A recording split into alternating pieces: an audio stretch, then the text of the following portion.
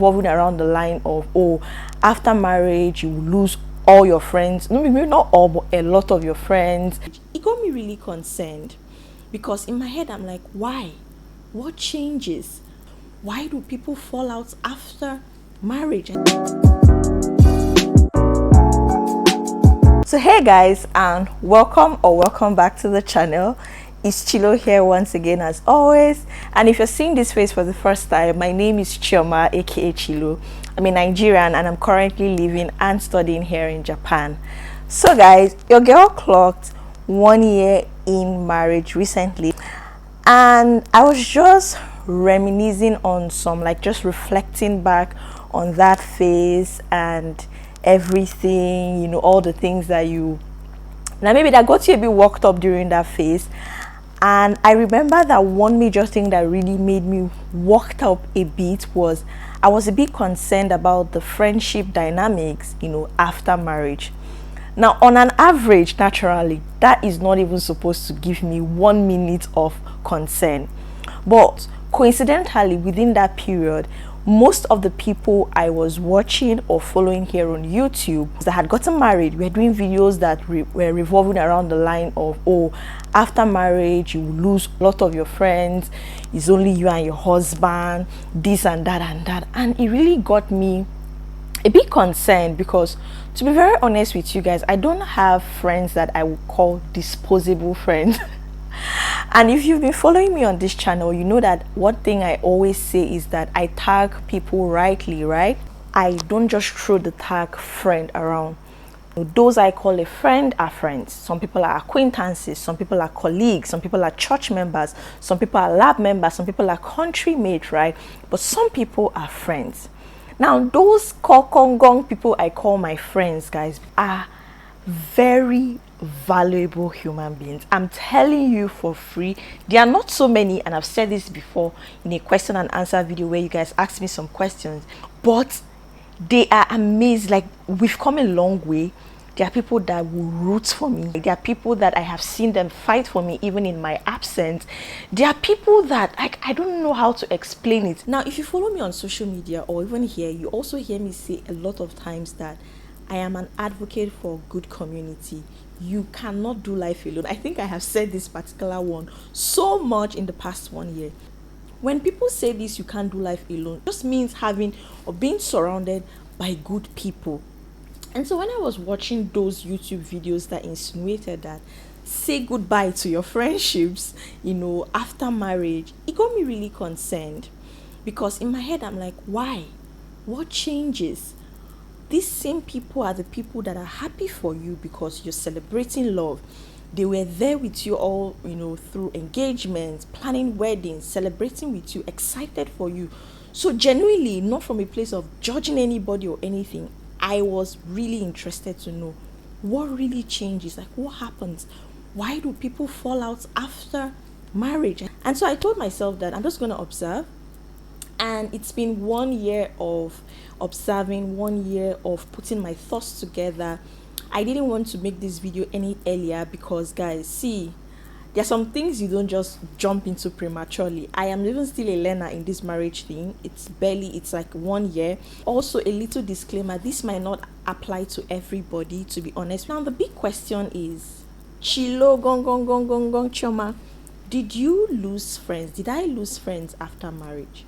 Now, if you talk about friends, the way I describe friends, which is a very serious relationship, I didn't lose even one person's hair strand. But if you talk about acquaintances, maybe that's where I might supposed to think that I might have lost one or two or few here and there.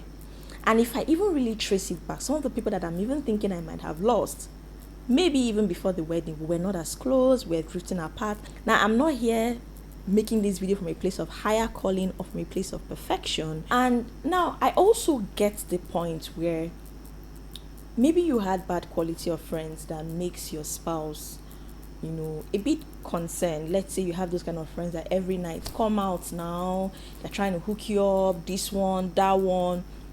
Those are not the kind of friends I have. My friends, as a matter of fact, are positive influence.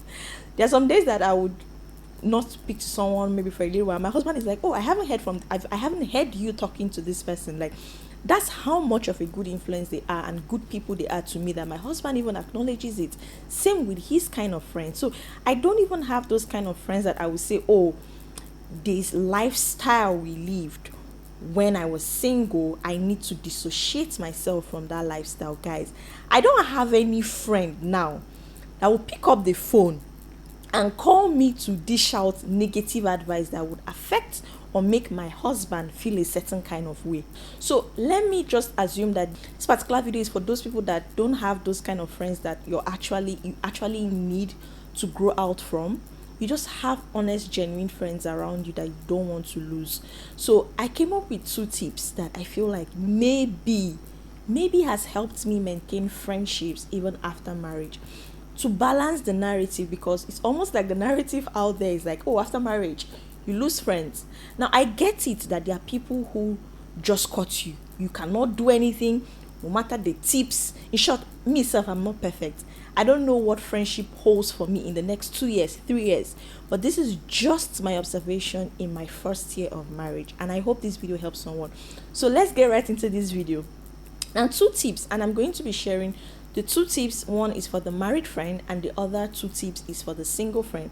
Now, it's just barely about 1 year ago that I was single, so I can't speak from a single person's perspective.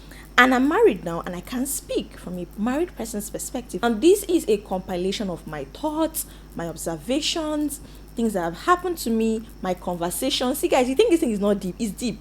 I genuinely legit had someone that I was in a talking stage with, and this person was always using this thing as a bragging point. Like, you know that me and you just have to be friends, so we have to really, really build this friendship, because after marriage now, all these your friends will stop calling you, you will lose all these your friends. I am all you have got. I am not capping. I had someone say those words to me. So yes, there are actually people who go into marriage and lose so many of their friends. And 2 tips, and I'm going to be starting for the married friend. The first one I will say is, please don't rub it in. Don't rub it in. Especially, let's say, if you are of an age bracket that you know that maybe most of your friends or so many of your friends are genuinely praying for good marriages or are genuinely praying to also have a life partner. Don't rub it in.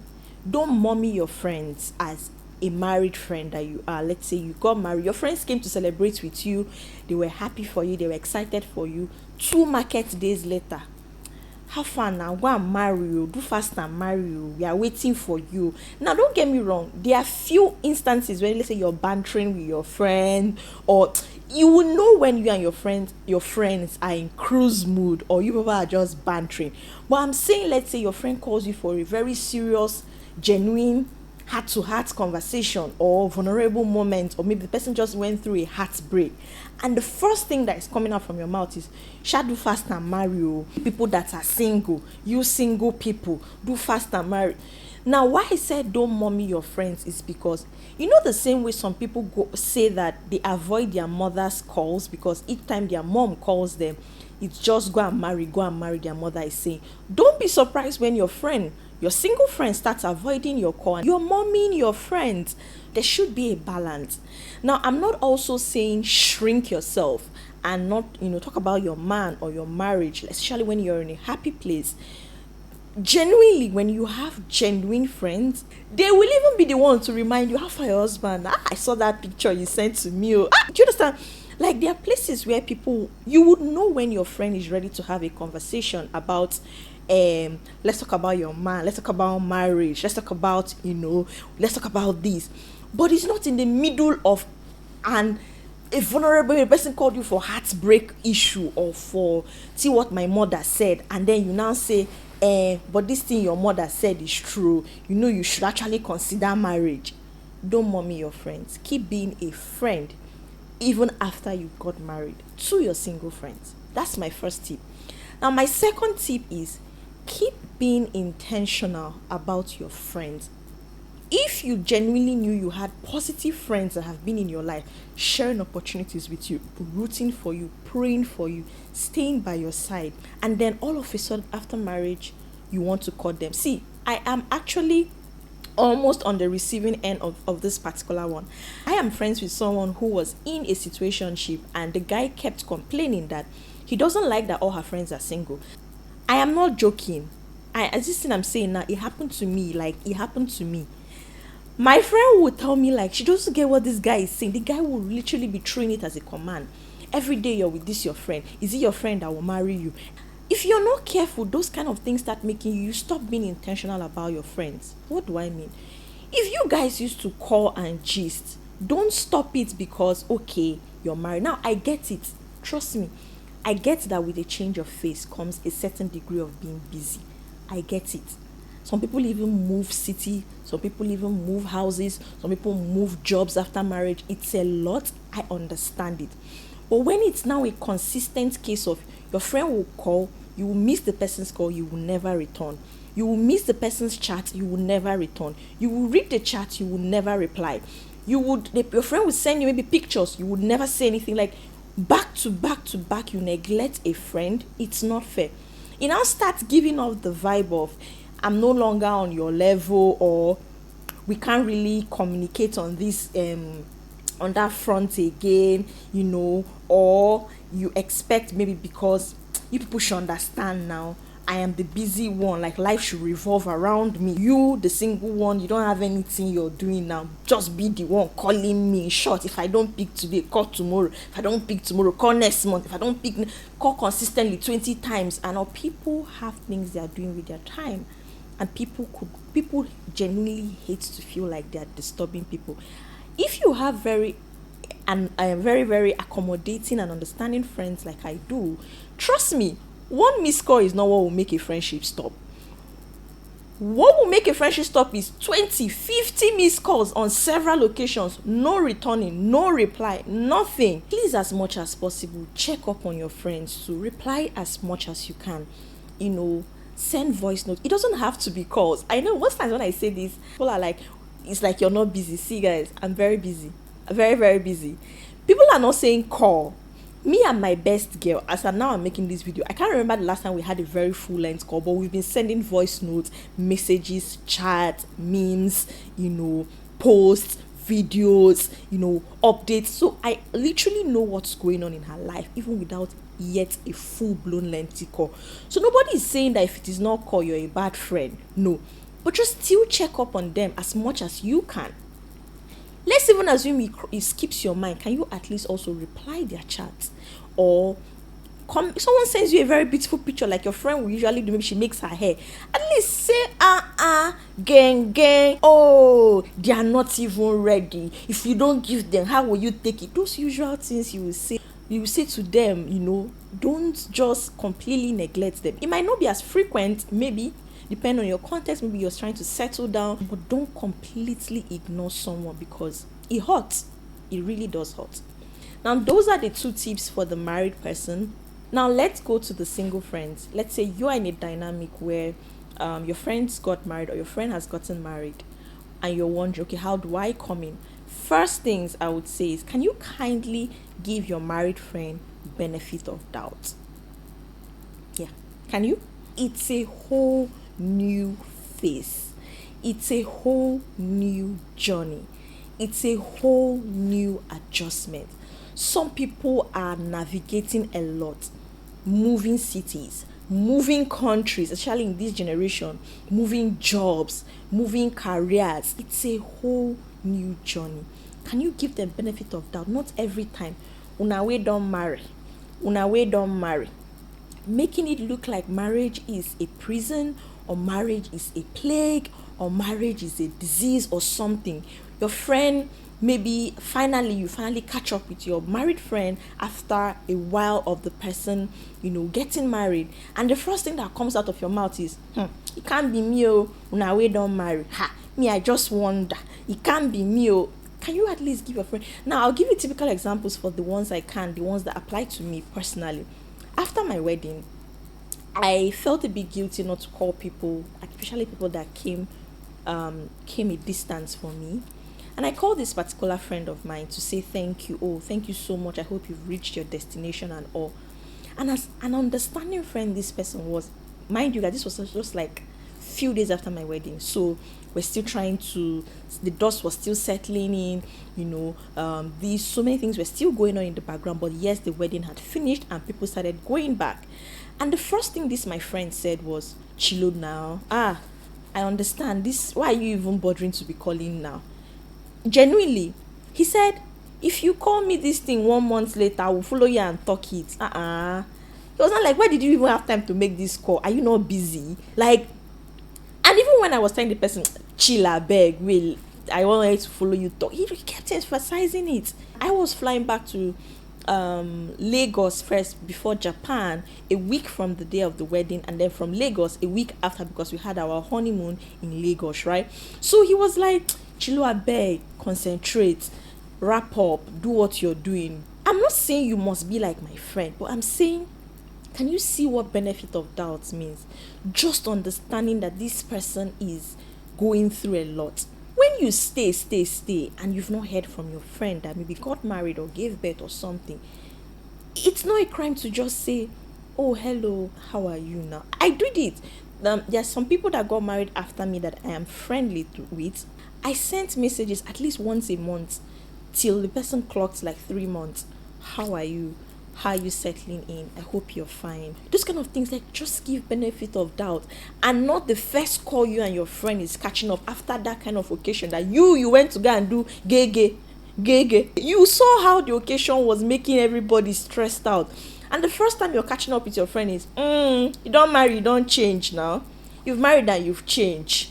All these married people, like, can you still treat your friend as a friend? Give them benefit of doubt. If you know that Chilo on a normal day will not see my message and ignore it, can you at least call her? Can you call Chilo and know, Chilo, are you fine? I went a bit radio silent on YouTube for 1 month after my wedding, and guys, trust me, almost every Saturday that a video was not up, I had at least one of my friends say, I hope you're fine, try and rest, I hope you're fine. The first week I came back on YouTube, you should see how my friends were excited. You would even think they were not in my wedding. Hey, Chilo is back. YouTube with this. Like, understand that your friend is going through a phase, and be there for your friend. Give your friend benefit of doubt. And this is not just me talking about marriage. It applies to everything. Your friend started a postgraduate studies. Can you give the person benefit of doubt? Your friend just changed country. Can you give the person benefit of doubt? Your friend just started a new job. Can you at least also give? I'm not saying, remember in my first point to the married ones, I said, don't neglect your friends consistently, still be a friend. So I've addressed the fact that I'm not saying you should do this to the point where it's one-sided, but I'm saying put it at the back of your mind that your friend is still your friend. That's what benefit of doubt will do. Now, that's the first tip for the single person. And the second tip for the single person is, don't stop being intentional about your friends too. I mentioned this in the first point for the married person, and I'm still mentioning that because nothing trumps intentionality, whether it's friendship, whether it's relationship, nothing, absolutely nothing trumps intentionality. When someone sees that you're intentional about the person would give you benefit of doubt freely. Now, what do I mean by don't stop being intentional? Don't just cut off your friends because of, let's say, a bad experience you had after another of your friend got married and changed. I was speaking with someone recently who said she distances herself a bit, after people get married. And I genuinely asked why. This person shared a very horrific experience with me about a friend that got married. How the person cut her off. Like, you would literally feel like because you're not married, you don't deserve friendship. And since after that experience, the person I spoke to said, she will come for your wedding, she will be excited for you, she will buy a shebi for you, she will travel, she will make hair, she will do this for you. But the minute they finish the occasion, she's distancing because she does not want to be insulted again. And I could genuinely feel the hurt and the pain because it's painful. I can't can't imagine being treated that way, because even when I told you guys I had a friend that the person she was in talking stage with was telling her to limit or reduce the number of single friends she has and only concentrate on married people, I don't know how I would have felt if I was sieved off because I was single. But I'm also saying, do not spill, do not transfer aggression of person A to person B.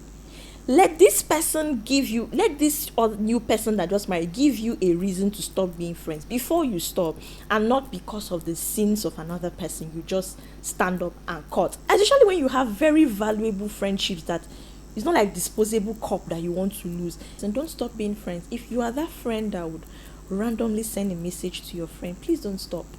If you're that friend that would randomly comment on your girls or your friend's picture on social media, don't stop. If you usually comment gay on your friend's status, don't stop. Don't just cut your friends off because they got married. It's not a disease, it's not a plague. It's something that should make everybody happy and not something that should be used to cut friends off. So yeah, these are the 2 points for the single friend.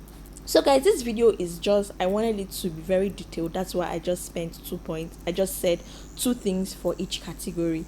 Once again, guys, I am very, very aware that some people will do all these things and it will still not work. Maybe just take it that you've outgrown that friendship, but I'm just saying, don't use your hand to scatter a very good and genuine friendship for something that is a celebration. Now, even if you try all these things and it doesn't work, it's not your fault. It's not your fault. Maybe it wasn't meant to be. What will be will be. I am not here to pride that I am an expert or anything. I'm still learning. It's a very long journey. It's a forever journey. But this is the little I have observed in the past 12 months, and I really hope it helps someone. Thank you guys so much for watching. Please drop your thoughts in the comment section. If you have more things to add, you're the single friend. I remember one of the videos I watched and I read the comment section and my heart was bleeding. People had so much to say, how their married friends cut them off, how their single friends cut them off. Please drop your comment. What have you experienced with the friendship dynamics after marriage? I really would love to read, because this was something that was of concern to me, and 1 year later I am happy to report to my inner child and inner self that my friends are still my friends. Thank you guys for watching, and see you next time on Chilotalks. Bye for now, guys.